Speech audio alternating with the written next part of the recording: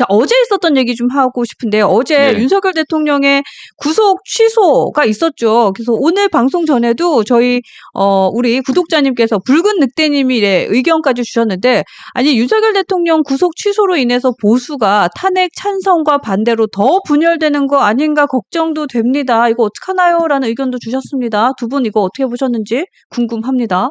저는 뭐 터질 것이 터졌다고 생각을 하고요. 터지게 터졌다. 네, 미리 이게 끝나는 것이 훨씬 낫다 이렇게 생각합니다. 네. 왜냐하면 재판 과정 중에 저런 하자면요, 네. 그냥 기각이에요. 그렇죠. 네. 우리가 이제 형사 사건 같은 데서 뭐 미란다 원칙이라고 해가지고 뭐 변호사 조력을 받을 권리가 없다 이런 거 고지 안 해도 네. 기각되잖아요. 그렇죠. 네, 그러니까 지금 과정 중에서 처음 수사부터 시작해가지고 정말 절차에서 너무 하자가 많아가지고 조마조마했는데 하여튼 그 결정적인 하자를 찾아내서 판사가 지금 그 문제를 삼았는데, 사실상 뭐 저기 시간 지키지 않았다, 시간을 넘겼다는 것뿐만이 아니고 이후에 다시 문제가 될 수 있다는 것까지 다 적었잖아요. 그 예를 들어서 지금 최근에 뭐 김재규 네. 재심 사건이 네. 나온 것도 절차에 하자가 있어서 재심을 받아들일 정도의 그런 언급까지 했는데, 이것은 하여튼 원래 수사 처음부터 시작할 때부터 너무나 하자가 많아가지고 나중에 만약에 이 재판 과정 중에 문제가 됐으면 더 큰 문제가 되지 않았을까. 그래서 이번 기회에 정리를 했으면 좋겠다. 저는 그렇게 생각해요. 그러게요. 재판 들어가기 전에 오히려 문제화된 것이 잘 됐다라는 생각도 좀 공감이 갑니다. 그러니까 저도 그 함 선배님이 정확히 뭐 저와 거의 동일한 지점을 짚어주셨고, 저도 말씀드리려는 부분도 언급해 주셨는데, 네. 그 저는 그 언급하셨던 사람 중에 미란다. 네. 저 이제 몇 명 제가 개인적으로 대단히 좋아하는 인권 변호사분들이 있어요. 그러니까 막 내세우는 인권 변호사 아니라 되게 음지에서 이렇게 일하시는 묵묵한 분들. 그런 변호사분들 계시고, 그런 네. 분들이 이제 페이스북 친구기도 하신데, 어제 사실 개인적으로 깜짝 놀란 게 이제 그분이 이제 글을 써놓으셨는데, 이제 되게 격앙돼서 어떻게 윤석열이란 내란범에게 이런 뭐 절차상의 원칙이라든가 이런 게 우선시 될 수 있냐, 이런 글을 써놓으셨더라고요. 근데 전 맨 먼저 떠오르는 게 뭐냐면 미란다. 미란다란 사람이, 전 그 이야기를 하고 싶어요. 미란다가 누군지 알잖아요. 미성년자 강간범이란 말입니다. 그러니까 어떻게 보면 미성년자 강간범은 우리 감정적 정서적으로는 그냥 돌로 그냥 현장에서 짓이겨도 속이 뭐 안 풀릴 그럴 사람인데, 그 사람에게서조차도 어떤 절차적인 정당성을 갖추라는 거잖아요. 그렇죠. 네. 그런데 어떤 윤석열이라는 일국의 국가 원수, 지금 현재도 뭐 국가 원수이니까요. 그 사람을 법적 처벌하는 데 있어서, 탄핵하는 데 있어서 법적 정차적 정당성을 안 지키겠다. 네. 필요 없다라고 하는 게 정말 좀 무시무시하고, 전 그 부분 전적으로 공감하는 게 뭐냐면, 지금이라도 이와 같은 그 모 판사, 성인씨이신가요? 그 임판사에 의해서 지적된 것이 어떻게 보면 다행이다. 지금이라도 전 절차를 보완해야만 한다. 네. 네. 어제 한동훈 대표도 이제 페이스북에 글을 올려서 했었던 말이, 대통령이라고 해서 이제 차등적으로 뭔가 더 베너핏이 있어도 안 되지만, 네네네. 어쨌든 거기에 대해서 뭐 손해가 돼서도 안 된다는 취지의 글도 쓰셨잖아요. 그러니까 어쨌든 국민 모두는 법 앞에 평등해야 되니까 절차적인 이슈가 있다면 재판 전에 이렇게 정정이 되는 거는 맞다라는 생각은 들고, 그럼에도 불구하고 이 사건으로 인해서 보수 진영이 지금 계속해서 이제 좀 양분화되고 있는데, 이 부분은 좀 걱정은 되는 것 같아요. 뭐 걱정은 되는데, 사실 가만히 있게 지난 시간을 다시 돌이켜 보면은 갑자기 저 탄핵 반대 문제나 이런 것들이 확 불거지고 대통령이 불쌍하다고 하는 생각이 확 늘어나게 된 계기가 공수처에서 강제 현행할 때부터예요. 공수처. 네, 그러니까 이건 절차가 사람들이 보기에도 정말 이상하게 진행이 되는 것에 대해서 화가 나기 시작을 한 거죠, 이제. 그렇죠. 화가 나는데, 그 화가 나는 것에 대해서 결정적으로 막 발언할 수 있게 만든 계기가 그때부터 계기가 시작된 거라고 저는 보거든요. 그렇죠. 그래서 공수처에 대한 얘기 많죠. 지금. 그래서 어떻게 보면은 우리 당 내에, 제가 우리 저 지역 마포에서도 보면 처음에는 한 반반 정도로 윤석열이 뭐 잘했다고 생각하는 사람도 있고 한동훈 당대표가 그 탄핵을 비상경을 막은 것이 잘했다는 사람도 있고 반반이 있는데 네. 이게 갈수록 바뀌더라고 이게 이제. 아, 그래요. 예, 그 분위기가. 결정적인 계기가 음. 그 공수처의 수사부터였거든요. 근데 그때부터 사실 계속 얘기가 있었거든요. 왜냐하면 경찰에서 수사를 하든지 네.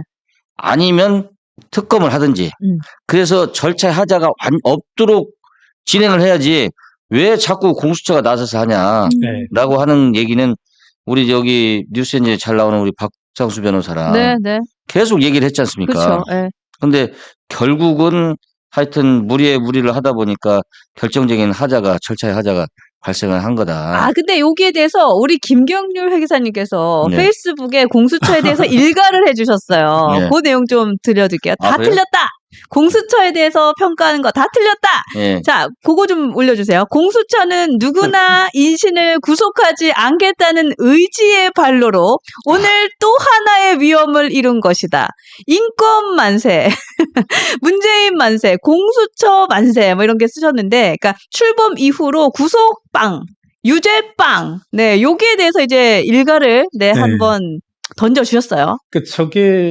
저 기사가 2014년 12월 기사예요. 네. 네, 작년 말. 네, 그때 이후로 구속된 사람 여전히 없는 것으로 아는데 네, 네, 맞아요. 저만큼 이제 공수처가 출범하고 나서 3년이 지난 지금의 시점조차 네. 아무런 성과가 이 말은 어떤 능력 자체가 없다는 거거든요. 아, 그렇죠. 말씀하신 것처럼 법적 절차를 진행하는 데 있어서 집행을 하는 데 있어서 불필요한 논란을 일으켰고 급기야는 이제 어제 일로 말미암아서 저는 지적하신 것처럼 뭐 제가 법률 전문가는 아니지만 심각한 절차상의 흠결을 지적했단 말입니다. 네, 네. 그 단순히 시간 문제뿐만 아니라 제가 오늘 이제 재밌는 걸 봤는데 현직 민변 대표이신 것 같더라고요. 현직 민변 대표. 네. 무슨 말씀을 하셨냐면 이 시간상의 문제일 뿐 두 번째 지적한 그것 뭡니까? 내란죄요?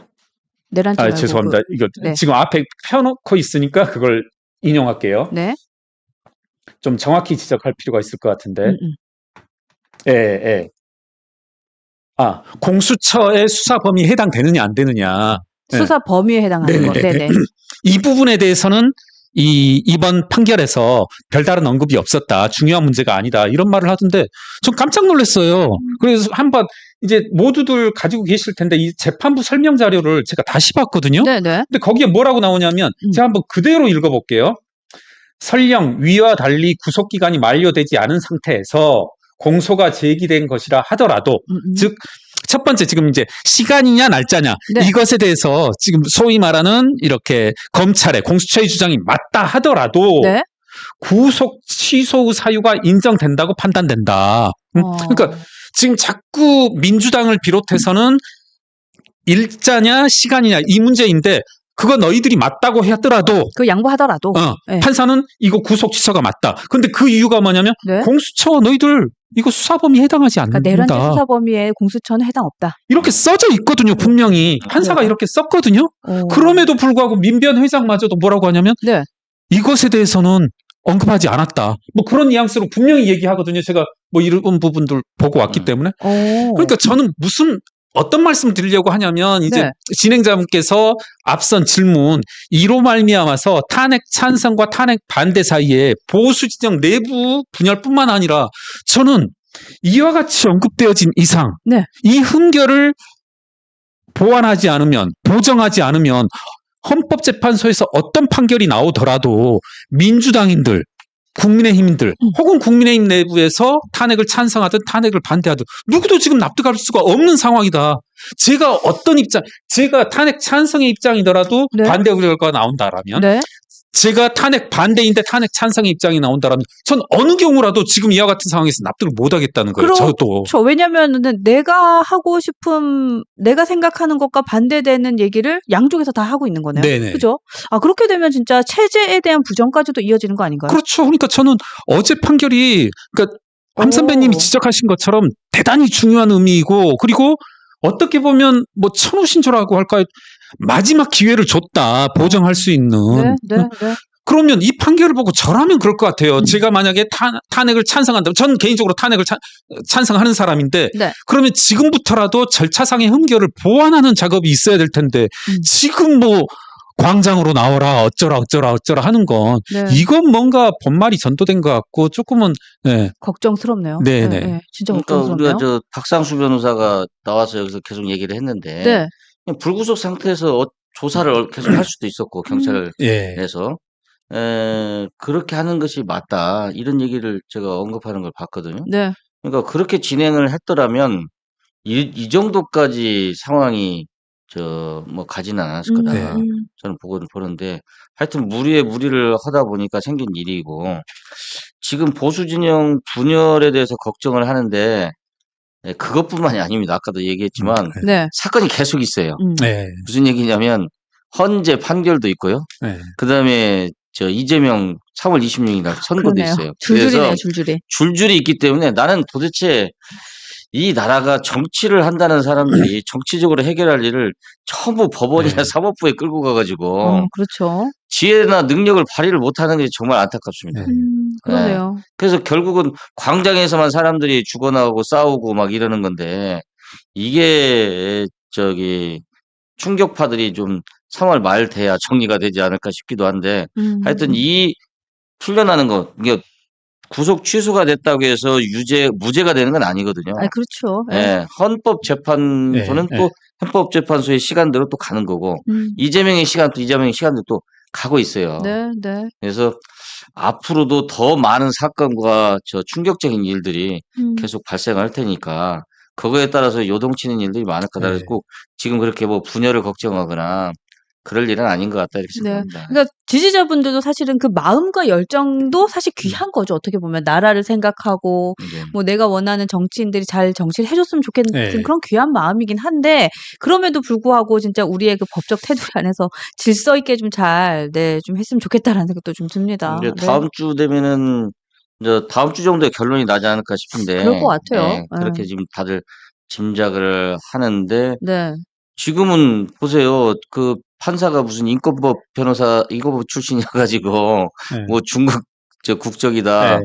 이름이 이상하다. 그랬죠. 네. 그래갖고 뭐 갑자기 뭐 영웅 씨하고 또 이제 뭐 잘했다 이렇게 얘기하고 그러던 분들이 또 다음 주에는 어떤 태도 돌변할지 아무도 네. 모릅니다. 그러게요. 예, 그것도 네. 재밌네요. 그러니까 진짜 다음 주쯤이면 탄핵에 대한 인용이든 뭐든 결과가 나올 것 같다는 얘기는 많이 하시더라고요. 다음 주에 나오지 않을까요? 네. 아니 근데 이제 계속 뭐 우리 함 선배님의 말씀에 덧붙여서 말씀드리면 네. 이게 전 걱정되는 게 이와 같은 이제 어제 임기현 판사의 지적 내용대로라면 이건 제가 알기로 기각돼도 충분한 사유거든요. 기각까지도. 네. 예, 예. 그러니까 사실 절차상의 흠결이 대단하다는 거잖아요. 그러니까 그 수사 권한이 없는 사람이 수사를 했다는 거고 지금 저는 인상 깊었던 게 네. 공수처가 계속 그 이야기를 하잖아요.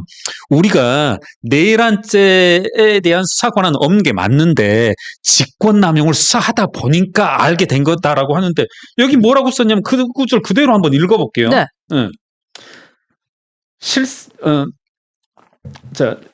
직권남용 권리행사 방해죄의 관련 범죄여서 내란죄에 대한 수사권이 있다고 주장하지만 실제 공수처가 네. 직권남용 권리행사 방해죄의 수사 과정에서 내란죄를 인지하였다고 볼 만한 증거나 자료가 없다. 이렇게 못 박아버렸단 말입니다. 이거 되게 명확하게 써놨네요. 네. 근데 이걸 지금 전 황당한 게 민주당 사람들, 좀 소위 말하는 민주당 소속 변호사들, 네. 뭐 민변 사람들 이런 게 없다라고 해요. 이렇게 명시적으로 있는데도. 그건 이제 없고 싶겠지 그냥. 네. 네, 없고 싶은 마음인 거지, 그죠? 그럼 제가 하나만 더 지적하고 싶은 게 뭐냐면 네. 기왕에 이제 한동훈 대표와 연관된 게 지금 일각에서 한동훈 대표가 삼성바이오로직스 무죄 판결에 대해서 뭐 사과하라 하는데 제가 이거에 대해서 이야기하라고 하면 7시간, 8시간 말할 수 있는데 그중에 하나만 말할게요. 네. 그중에 하나가 뭐냐면 삼성바이오로직스가 실제로 회계 자료들을 검찰 압수수색에 대비해서 뭘 하냐면 이 바닥을 떼어내서 네. 공장 바닥 떼어내서 그 아래에 회계 자료를 숨겨놨단 말입니다. 아, 맞아. 콘크리트 쳤죠, 위에. 네. 맞아. 이걸 이제 압수수색 과정에서 이제 밝혀냈어요. 그리고 이제 그게 이제 어떻게 보면 빼박 증거이니까 그걸 했는데 전 이거 저의 개인적인 판단 없이 이야기할게요. 판사는 어떻게 판단했냐면 이 압수수색 과정에서 네. 입회의 충분한 권한이 행사되지 못했다. 삼성바이오로직스 사람들이. 그거로 해서 지금 이게 증거가 다 증거 일체를 무시해버린 그러니까 거거든요. 증거 채택이 안 된 거네요. 그렇죠, 그렇죠. 아니 그리고 하나만 더 얘기해 볼게요. 그래서 이것과 관련해서 계속 하나만 좋습니다. 말씀드리는데 네. 지금 한동훈 대표에 대해서 뭐 삼성바이오로직스 뭐 무죄 판결 나온 거 사과해라 하는데 그거 제가 정말 7-8시간으로라도 이야기할게요. 뭐 오늘 하나만 얘기했고 그리고 여러분 송영길 씨도 기억하시잖아요. 송영길 씨도 2년인가 나왔는데 네. 지금 판결이 나왔는데 그중에 유력한 증거들은 다 기각됐어요. 아시겠지만 예. 그 전화 통화 내용이라든가 녹취록 이런 것들이 그 당사자가 스스로 제공을 했음에도 불구하고 부인됐단 말입니다. 저는 어제 그 판결을 좀 경각심을 가지고 오히려 민주당 사람들에게 조언하기를 네. 이걸 좀 경각심을 가지고 보완할 생각을 해라. 지금이라도. 저는 일주일 후에 헌재의 판결이 나온다?